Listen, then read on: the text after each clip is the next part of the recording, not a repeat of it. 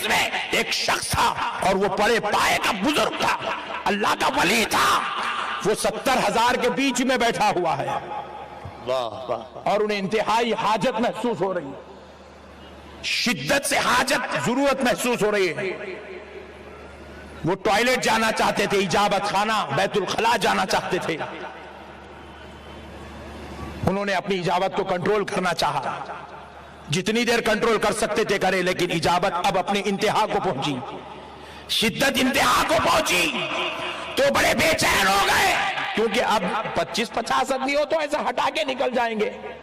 ادھر پلٹے تو 20,000، ادھر پلٹے تو 40,000، پیچھے دیکھے تو 50,000،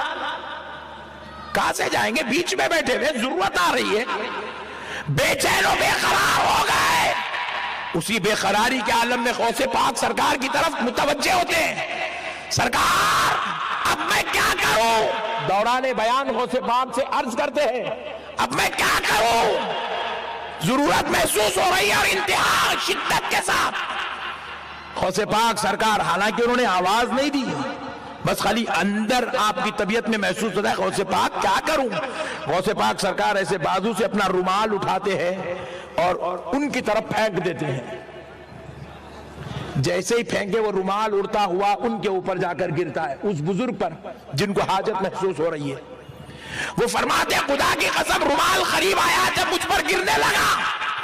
تو میں اس رومال کے گرنے کے وجہ سے آنکھوں بند کیا، جیسے ہی بند کیا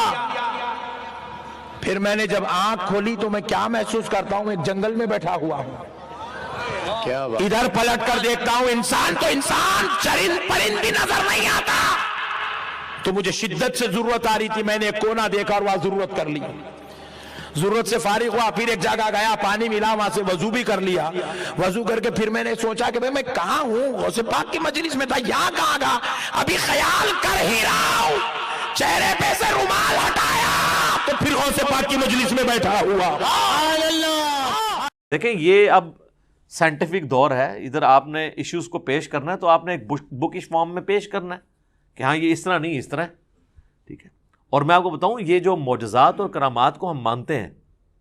لیکن یہ کسی کے اختیار میں نہیں ہے، الا ایک انبیاء کے ساتھ معجزات اٹیچ ہیں۔ کرامت اللہ تعالیٰ جس کے اوپر ظاہر کرتے ہیں، یہ جس طرح سپر مین اور ٹارزن بنا کے پیش کرتے ہیں نا بزرگوں کو، تو چونکہ ان کے دعوے ہیں نا تو کر کے بتائیں۔ نبی علیہ السلام سے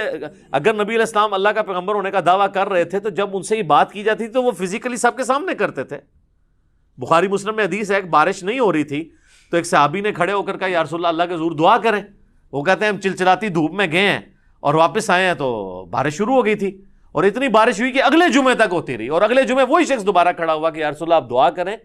کہ ہماری ارد گرد زمینوں پہ تو بارش ہو، ہمارے گھروں پہ نہ ہو، گھر کی چھتیں ٹپکنا شروع ہو گئی ہیں۔ تو نبی علیہ السلام نے اپنی مبارک انگلی سے یوں اشارے کیے اور وہ بادل پھٹنے شروع ہو گئے،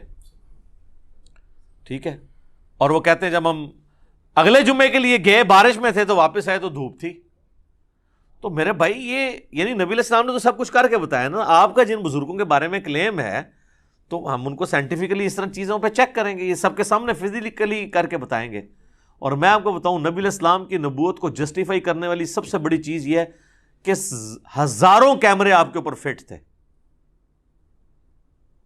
یہ جو آپ کے صحابہ تھے سفر و حضر ہر وقت آپ کے ساتھ تھے، اگر آپ کے کریکٹر میں کہیں ذرا سے بھی جھول ہوتی نا تو آپ کی وفات کے بعد آپ کے وہ ساتھی جو جانثار ہمیشہ سے آپ کے ساتھ تھے، ایک تو وہ تھے نا جو فتح مکہ پہ طلقاء بنے، معافیاں مانگی، اور ایک حضور کا غلبہ دیکھ کے اسے ایک سردار کا غلبہ تصور کرتے ہوئے اذا جاء نصر اللہ والفتح کے تحت وہ اسلام میں داخل ہو گئے۔ وہ موٹیویشنل تو ان کا ایمان نہیں تھا، لیکن جو سابقون الاولون جو شروع سے حضور کے ساتھ اٹیچ تھے، جو بندہ ساتھ اٹیچ ہوتا ہے نا جی، اس کو اس بندے کی کمزوریاں اور خوبیاں پتہ ہوتی ہیں، کہیں نہ کہیں بندہ ایکسپوز ہو جاتا ہے۔ جس کے ساتھ ہزاروں لوگ اٹیچ ہوں اور حضور کی وفات کے بعد ان میں سے کوئی بندہ ٹس سے مس نہ ہو، اور کمٹمنٹ کا یہ لیول ہو کہ ہزاروں لوگ جب اس دین کو چھوڑ جائیں تو چند مٹھی بھر لوگ اتنے کانفیڈنٹ ہوں کہ ہمارے نبی نے ہم سے وعدہ کیا تھا کہ رومن اور پرشین امپائر گرے گی، ہم تھوڑے سے ہی لیکن ہم ٹکرائیں گے، اللہ ہمیں فتح دے گا، یہ کانفیڈنس لیول ہو، یہی نبی علیہ السلام کی یعنی نبوت کی صداقت ہے، یہ دلیل ہے سب سے بڑی۔ تو نبی علیہ السلام پہ ہزاروں کیمرے فٹ تھے، کہیں آپ کے کریکٹر میں کوئی جھول ہوتی، آپ کی بیویوں کے ذریعے باہر نکل سکتی تھی بات، آپ کے دوستوں کے ذریعے باہر نکل سکتی تھی، اور آپ جن بزرگوں کو مانتے ہیں ان کی کیا کیا باتیں باہر نکلتی ہیں.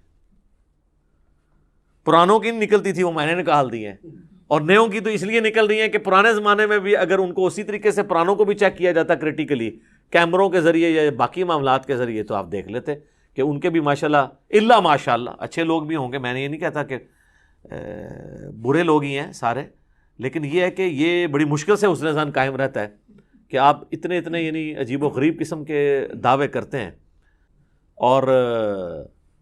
نماز پڑھنے کے لیے جاتے ہیں مکے مدینے، پیشاب کرنے کے لیے اپنے ٹوائلٹ میں جاتے ہیں. ان کے تو ٹوائلٹس کو لگائیں تالے، انہوں کو جتنے نماز پڑھنی ہے استنجا بھی اتنے ہی کرو جا کے روحانی طور تے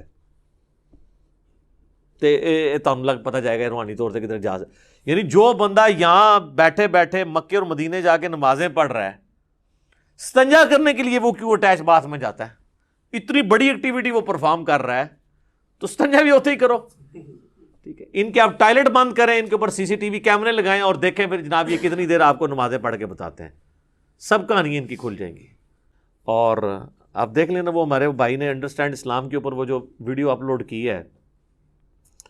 کہ بزرگ جو ہیں وہ استنجے کے لیے پتھر مانگ رہے ہیں، تو وہ جس چیز کی طرف جاتا ہے وہ سونا بن جاتا ہے. اور پھر وہ جناب یہ بھی بتا رہے ہیں کہ حضرت وہ کہنے لگے جی بال بڑھ گئے تھے، انہوں نے کہا تیرے نبی کی سنت ٹوٹ رہی ہے تو اس لیے مجھے کچھ پیسے دے دے. یار اللہ کے بندو، وہ کہتے ہیں سال ہوا ہے کچھ نہیں آپ سے مانگا، اب یہ سنت ٹوٹنے تو سنت بھی ٹوٹنے لگی تو ابھی بھی مانگنے کی ضرورت نہیں ہے. جس نے سال آپ کو بغیر کھائے پیے سارا کچھ معاملہ کر دیا ہے تو روحانی طور پہ بال کٹ جائیں خود بخود ہی. روحانی طور پہ اگر بندہ زندہ ہے تو بال بھی روحانی طور پہ کٹ جائیں، ناخن کٹ جائیں، ختنہ بھی ہو جائے، روحانی طور پہ نہیں ہوتا. سب کہانی ہے جناب. تو